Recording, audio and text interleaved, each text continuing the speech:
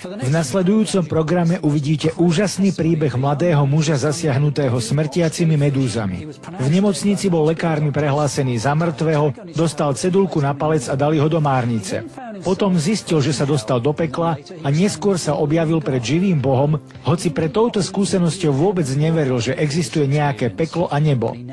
Teraz vám porozpráva o týchto miestach, lebo Boh mu vrátil život späť, aby nás pozbudil v tom, že existuje život po smrti a že existuje nové nebo a nová zem, ktorú Boh pripravil pre tých, ktorí veria, presne ako je to opísané v Biblii v knihe Zjavenia v 21. kapitole. A tu je prvá z 3 častí tohto fascinujúceho príbehu. Ako som cestoval okolo sveta ako surfár, zažil som nasledujúcu skúsenosť s Bohom. Mal som nehodu pri potápaní a asi 15 minút som bol v nemocnici prehlásený za klinicky mŕtvého. 15 minút som bol mŕtve telo, kúsme sa. Preto ma vyviezli z intenzívky a previezli ma do inej časti nemocnice, kde odkladali mŕtve tela predtým, než ich umiestnili do márnice. Takže moje telo odviezli z intenzívky niekam inam. Ja som vôbec netušil, že som bol vyhlásený za klinicky mŕtvého. Mne sa javilo, že spím. Problém bol, že keď som zavrel oči a všetko tým malo skončiť, zrazu som neležal, ale stál som tam spriamený a bol som čulý a vedel som, že nespím. Ďalší problém bol, že tam bola absolútna tma. Prvé, čo ma napadlo, bolo, prečo tí lekári nezasvietia aspoň nejaké svetlo? Čo tu tak šetria? Prečo to robia? Toto je čudná nemocnica. Tak som tam stál zvedavý, ako dlho som vlastne spal. Chápte, pred chvíľou som v nemocnici a hneď na to v úplnej tme. Napadlo ma, asi mám stiahnuté zrenice, musia si zvyknúť na tmu. Tak som úperne hľadel, čakajúc na rozšírenie zreníc, ale nikde ani kúsok svetla, bola tam úplná tma, ako v tmavej komore. OK, niekde bude svetlo. Otočil som sa o 360 stupňov, hľadajúc nejaké svetlo, ale žiadne tam nebolo. Tak nájdem stenu. Kde je stena, je aj vypínač, zapnem ho a uvidíme, kde sme. Pohol som sa napravo, ale steny nikde. Pomyslel som si, divné, kde ma to dali? Asi ma preniesli na iné oddelenie, kým som spal, a svetlá sú zhasnuté, aby nezobudili ostatných pacientov. Napadlo ma, pôjdem späť k posteli, nájdem ju a tam musí byť malá lampa, čo nebude rušiť. Tak som sa pohol vľavo dúfajúc, že nájdem posteľ, ale nemohol som ju nájsť. Pomyslel som si, ty trulo, ešte aj posteľ stratíš, to sa ti podarilo. Rozprával som sám so sebou a tápal okolo hľadajúc posteľ, ale neúspešne. Napadlo ma ďalšia myšlienka. Je tu taká tma, že nevidíš ani ruku pred tvárou. Naozaj je tu taká tma? Tak som zdvihol ruku. Ako som ju približoval k tvári, ruka mi prešla rovno cez tvár, ako keby tu fyzicky nič nebolo. To nie je možné. Asi som išiel mimo. Teraz 2 ruky. Pohol som rukami tam, kde mala byť tvár, ale zdalo sa, že obe ruky opäť prešli cez. Moje ramena, telo, ruky. Kontroloval som miesta, kde mali byť časti môjho tela, ale nič tam fyzicky nebolo. Ako by som bol mimo tela. Než som o tom príliš mohol rozmýšľať, napadlo mi, čo je toto za miesto, čo je tá temnota. Ako som tam stál, dodávajúci odvahy, vnímal som, že v temnote bolo prítomné niečo zlé. Chlad vyžarujúce zlo, zaplňajúce celý priestor. Nebola to len fyzická, ale aj duchovná temnota, ako by v nej bolo nejaké zlo.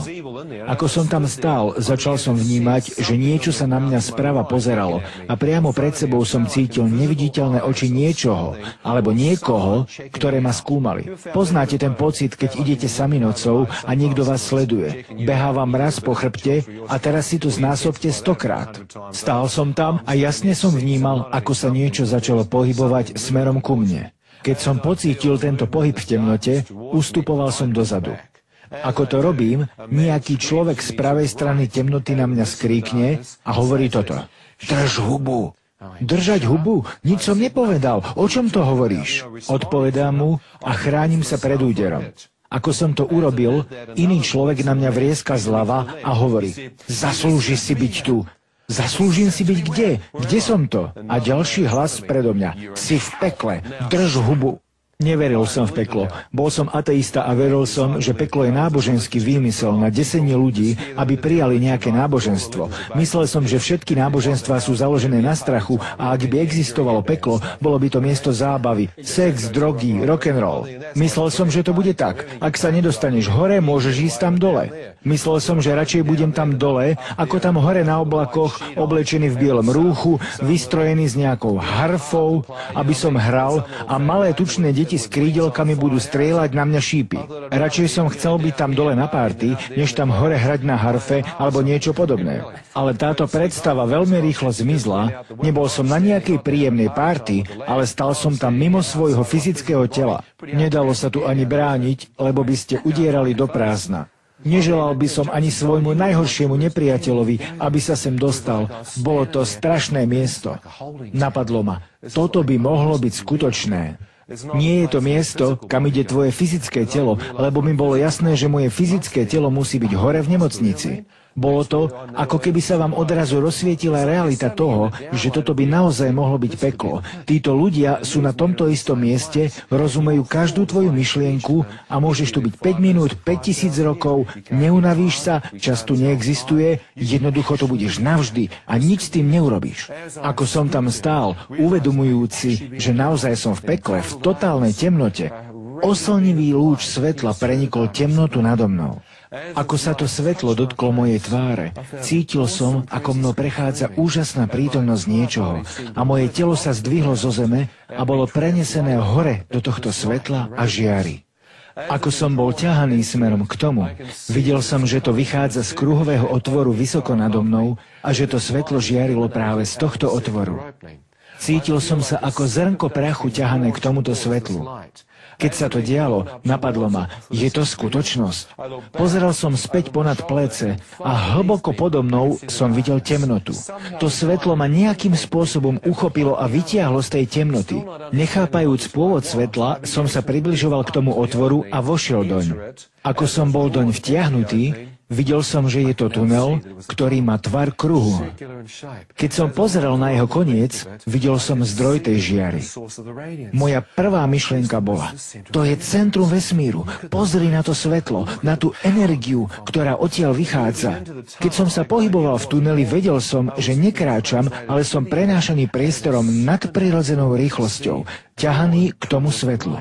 Počas môjho pohybu k nemu som pozoroval vlny žiarenia vychádzajúce odtiaľ. Keď tá vlna svetla vyšla zo zdroja, dotkla sa ma a cítil som teplo, pokoj a útechu. A zdalo sa, že všetok strach a temnota odišli odo mňa. Cítil som, ako živé svetlo prúdi cezo mňa. Počas tohto ma napadlo, že v tej tme som nemohol vidieť ani ruku pred tvárou. Možno, že v tejto žiari niečo uvidím. Tak som otočil ruku, aby som si ju prezrel. Ako som pozeral doprava a videl som moju vystretú ruku, bol som stále ťahaný dopredu, uvidel som, že moja ruka je priehľadná, plná svetla, naplnená žiarou. Pomyslel som si, to je zvláštne. Zastavil som, ale potom ma napadlo, nechcem zostať tu, chcem vidieť viac, neviem, čo sa so mnou deje, ale chcem vidieť, čo je tam ďalej. Ako som sa opäť sústredil na zdroj svetla, cítil som, ako sa znovu pohybujem tunelom smerom k nemu. Keď sa to stalo, prišla ďalšia vlna svetla. Ako ma zasiahla, zaliala ma radosť. Totálna radosť. Pomyslel som si, úžasné.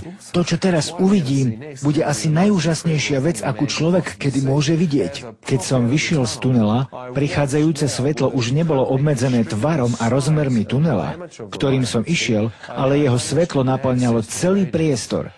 Keď som sa rozhliadol, uvidel som niečo, čo sa zdalo byť centrom vesmíru. Všetko svetlo a moc sa zdali byť priamo predo mnou. Lúče jasu vychádzali zo stredu niečoho, čo vyzeralo ako biely oheň. Úžasná žiara bola v tomto ohnivom jadre a pozoroval som jagavé lúče vychádzajúce z neho a prenikajúce priestor. Pomyslel som si, dokonca aj hviezdy a súhvezdia vesmíru musia získavať energiu z tohto centrálneho bodu. Čo je toto svetlo? Je v tom niekto obklopený touto žiarou?